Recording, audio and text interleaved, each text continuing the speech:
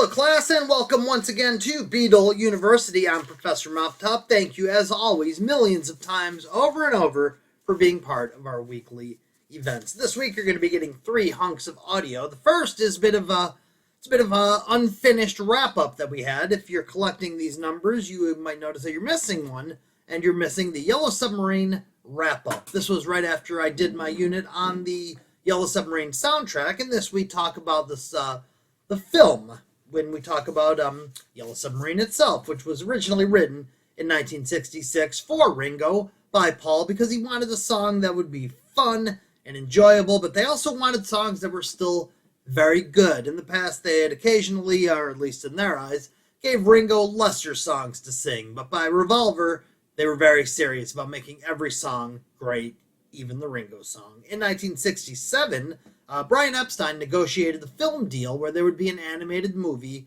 all about Yellow Submarine. Now, the Beatles didn't have a whole lot to do with it, and they knew that there was going to be other actors portraying them and their voices, but they were also really encouraging, and they thought it was cool that someone was going to be making a film out of their music. They also encouraged the filmmakers to use music from the past, not just the new songs that they had offered for the soundtrack, but songs like When I'm 64 and Eleanor Rigby, Lucy in the Sky with Diamonds, and Sgt. Pepper, and of course, All You Need Is Love and Yellow Submarine are featured in the film. There's also 4 new songs that we've discussed and you have audio on. It's Only a Northern Song, which was a Sgt. Pepper outtake that wound up on the Yellow Submarine soundtrack. Hey Bulldog and All Together Now, as well as It's All Too Much, which are some pretty excellent songs from the Beatles that wound up on a sort of an unusual album because there was only several new songs. There was a lot of orchestration and instrumental tracks from the soundtrack of the film, but it was still a Beatle album. In July of 1968 was when the movie first premiered. Paul, George, and Ringo went to the opening night premiere. John was not there.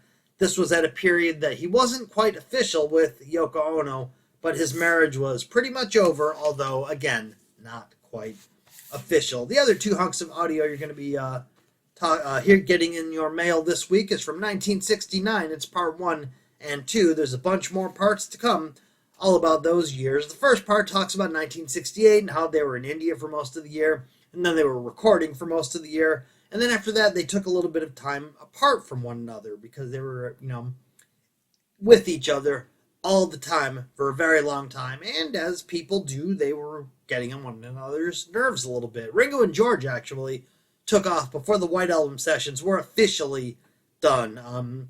Ringo was enjoying time with his young kids, and at this point in time, he considered retiring, just leaving the Beatles and just being a guy who used to be in a band. It would have been a very weird world if that happened. George had different ideas. He wanted to become a bigger and better artist, and he would consider just going solo at this point. He went to America. He hung out with Bob Dylan and the band, and these guys loved George Harrison, and they really boosted his ego, and they told him how great his songs were and how he should have songs that are, just as important as John and Paul do, because he was just as good. The guys from Cream said this too. George did the song Badge with them. He also did the soundtrack for the film Wonderwall, and he was building his home studio, so he was getting very, very ambitious. John and Yoko were also ambitious and highly unusual.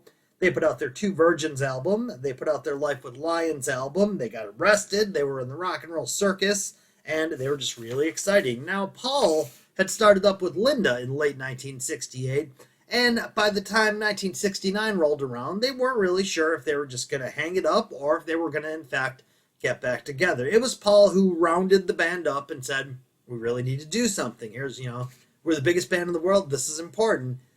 From their negotiations, George didn't want to tour. Ringo didn't want to tour. John just kind of agreed to whatever was put forth in front of him at this point. They decided to do the Get Back sessions, which, of course, has been a topic of discussion most recently because of the Peter Jackson documentary that came out last winter.